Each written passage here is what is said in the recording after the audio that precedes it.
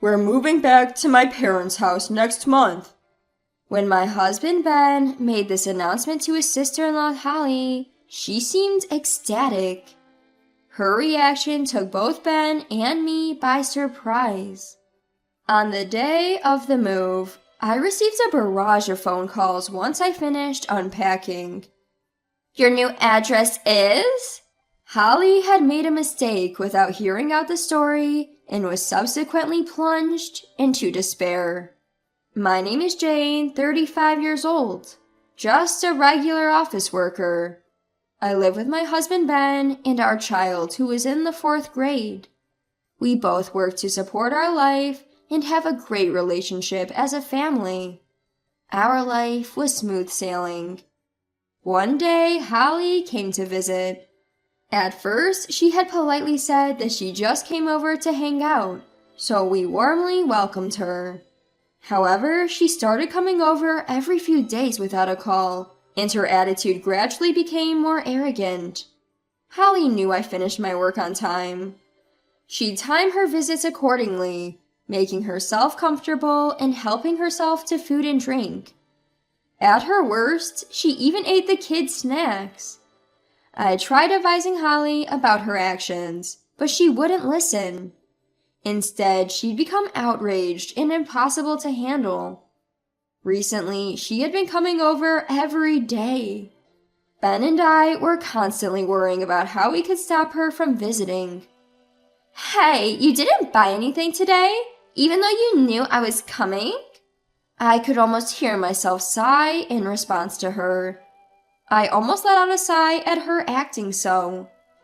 "I didn't buy anything. If you want something to eat, please buy it yourself." As soon as I spoke these words, Holly began to yell at a deafening pitch. "Don't mess with me. I'm a guest. You should treat me. Besides, this is your house, isn't it? It's common sense for you to pay for everything." She would shout these words at the top of her lungs, thinking that becoming aggressive will get her way. She was an incredibly selfish and troublesome person. "Holly, we didn't receive any call about you coming. Isn't it common sense to call before coming if you want to be treated?" At this, Holly quivered her shoulders and spilled the tea she was holding. "How dare you? You're my sister-in-law. Are you entitled to behave this way? I'll spread bad rumors about you to all our relatives." Despite being the one causing the inconvenience, she could still muster such audacity. I know Holly wasn't like this before. The first time I went to my in-laws' house to say hello, she was living there with her husband, Ken. When I was nervously greeting them, they both chatted with me in a friendly manner. Thanks to them, I could relax and talk, got warmly welcomed by my in-laws, and successfully married Ben.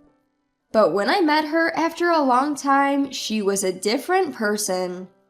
Even when I asked her if something happened at her in-laws, Holly refused to answer.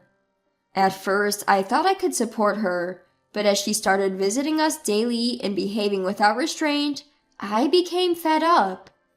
Gradually, I started behaving coldly towards her, which made her actions even more extreme. "I want a drink. Go buy it. Now!" Holly commanded me, who was cooking, to go outside as if she was chasing me out. My bag, which was in the living room, was thrown outside. Although I was agitated and wanted to decline while picking up my bag, Holly blocked the door and wouldn't let me in until I brought what she asked for. "Please stop it. My husband is going to be home soon. Our kid will be coming back from his friend's house soon." "I don't care. If you stop complaining and go right now, you should be back in time."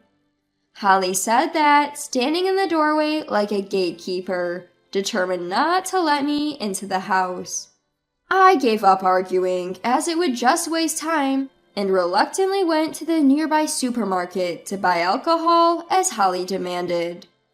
When I returned home, as expected, my kids were back, and my sister-in-law Holly was arrogantly making my child clean up the tea she had just spilled.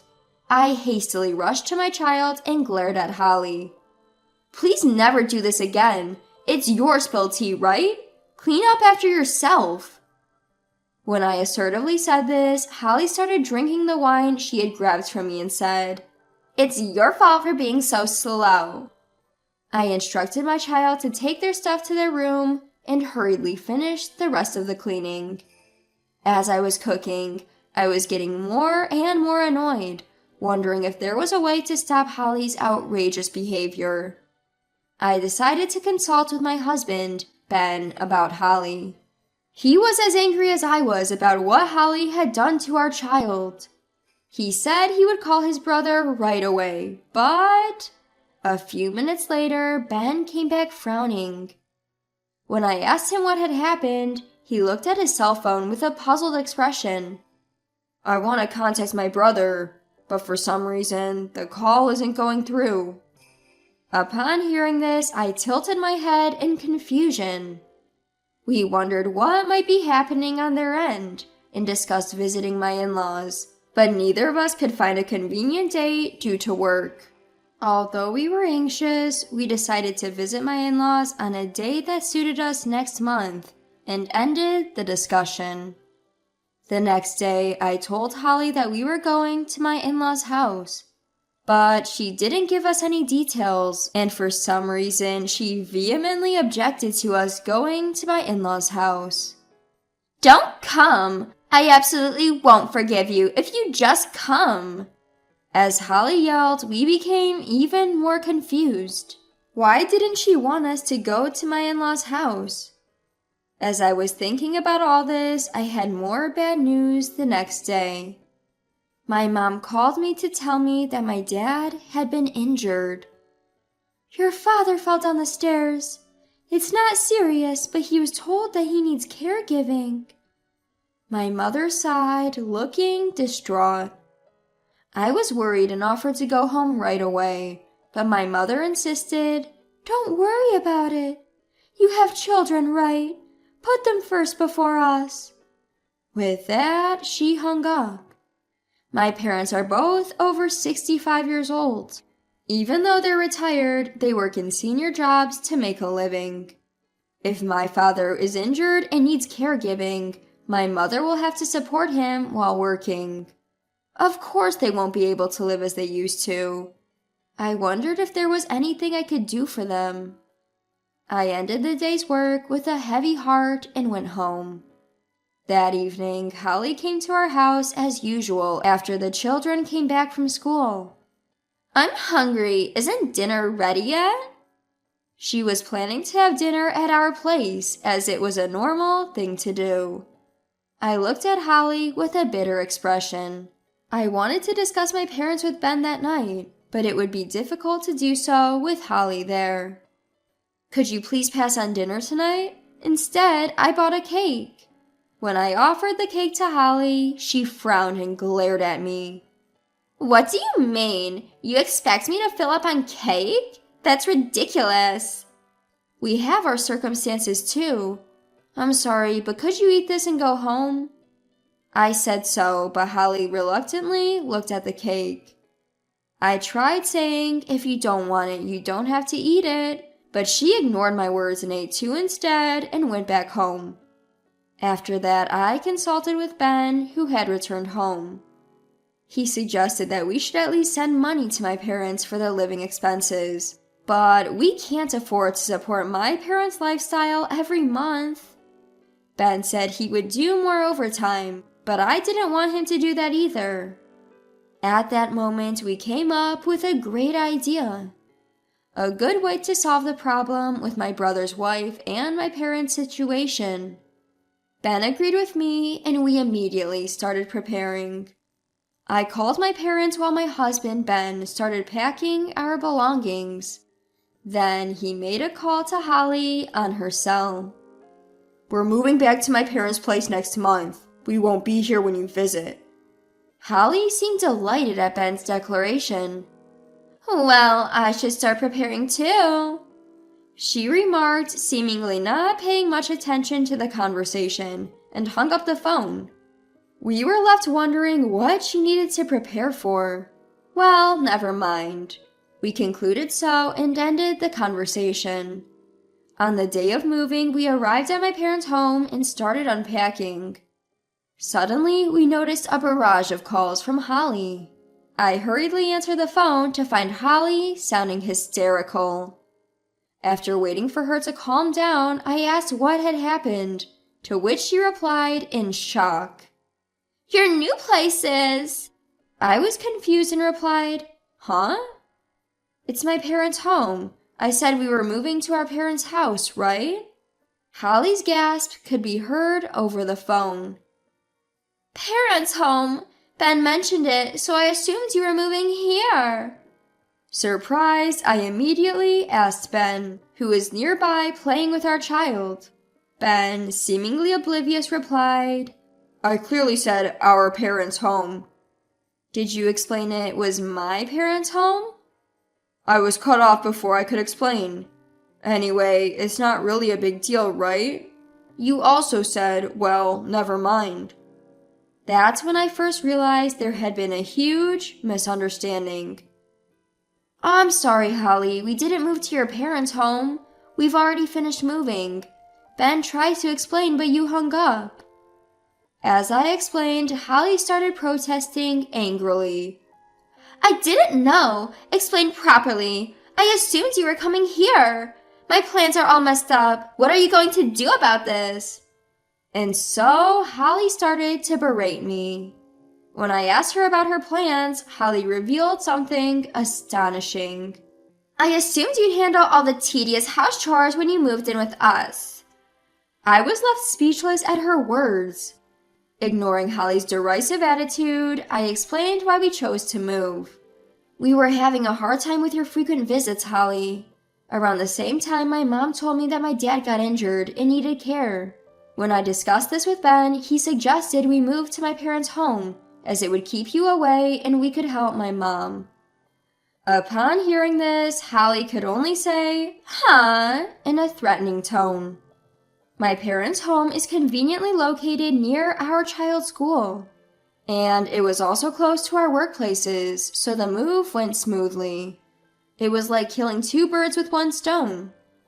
Although we had intended to explain this to Holly, she had hastily ended the call, so we didn't feel it was our fault. "Move here right now," Holly demanded, raising her voice, but I flatly refused. While I didn't hate the idea of living with Holly's family, I couldn't stand the thought of being exploited. Besides, my parents are having a hard time right now. Even after explaining this, Holly wouldn't accept it. "So you won't listen to me?" Suddenly, we heard Ben's brother's voice. Holly gasped and moved away from the phone. "Is everything okay, Holly?" As I asked this, Holly pleaded in a frantic voice. "Please, just come here now." "What do you mean?" "Just hurry." I wonder what on earth my sister-in-law is so anxious about.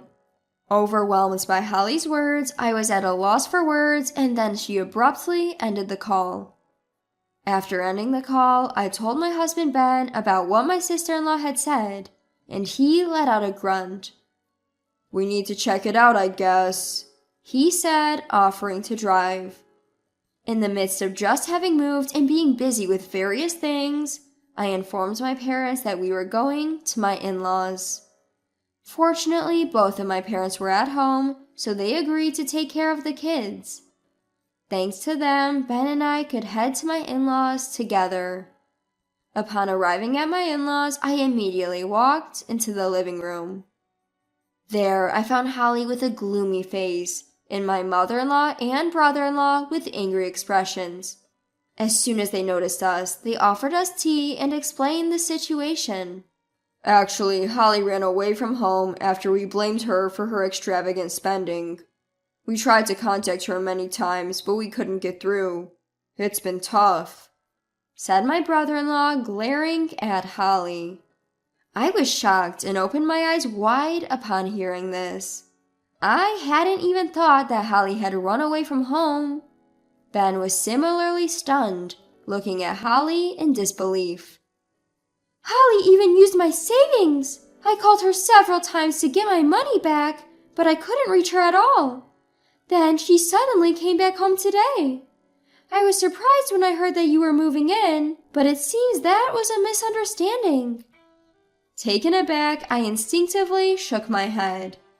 Then Holly, who had been silent so far, raised her voice in protest. "First of all, it's your fault, Mom, for meddling in my affairs. I spent the money to relieve the stress from you. It's not a big deal." Holly slammed her fist on the table with her face flushed. However, neither my mother-in-law nor brother-in-law backed down. "Enough with your excuses. You quit your job out of the blue and decided to be a stay-at-home wife, but you didn't do any housework or cooking, did you? You dumped all the troublesome tasks on us. How can you be stressed out?" "That's right. You used all the living expenses that Mom and I earned on your designer bags. This is unacceptable. Something's wrong with you." Both my mother-in-law and brother-in-law raised their voices in anger, with their faces flushed. Seeing their attitude, Holly, showing no remorse, looked away, not taking the situation seriously. We had no idea that things were like this at my in-laws. At this, my brother-in-law's voice grew louder. "Enough is enough. It seems like you're also causing trouble for my younger brother, aren't you? If you're so dissatisfied, let's just get divorced. Don't ever interfere with us again."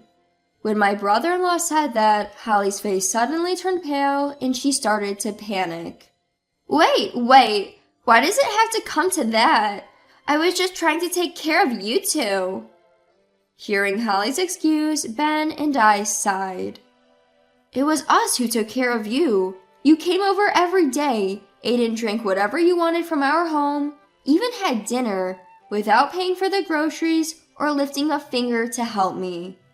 When I said that, my brother-in-law glared at Holly with a sharp look. "Well, that's because it's your house. I'm a guest, so why do I need to pay money?" Holly spoke so selfishly that we were speechless. My brother-in-law, determined not to back down, pulled out divorce papers from the shelf. "I've been struggling with this. Holly, I can't put up with you anymore. Sign these papers right now and leave. Don't ever come near this house or my younger brothers again." At my brother-in-law's intense spirit, Holly was taken aback. "Also, you have to repay Mom's savings in full, okay? Let's discuss it properly through a lawyer." Upon hearing that, Holly was visibly shocked, her face turning pale. I wonder how much money she used. From her reaction, it seemed to be a considerable amount. "I don't have that kind of money. Jane, you and Ben are both working, right? You should have some spare." Holly, flustered, turned to me for help.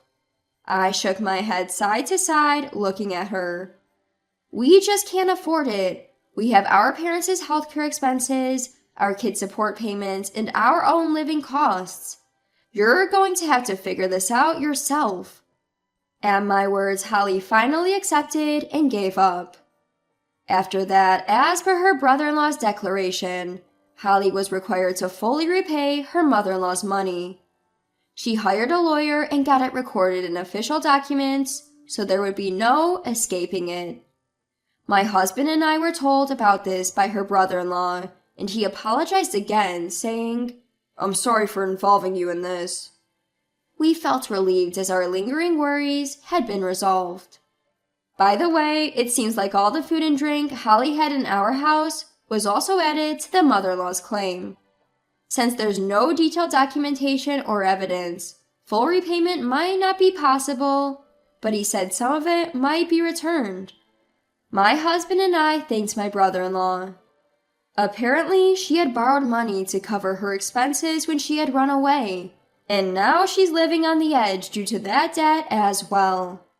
Meanwhile, I'm spending my time helping my mom at my parents' home. I don't have to worry about Holly anymore, and most of my stress is gone.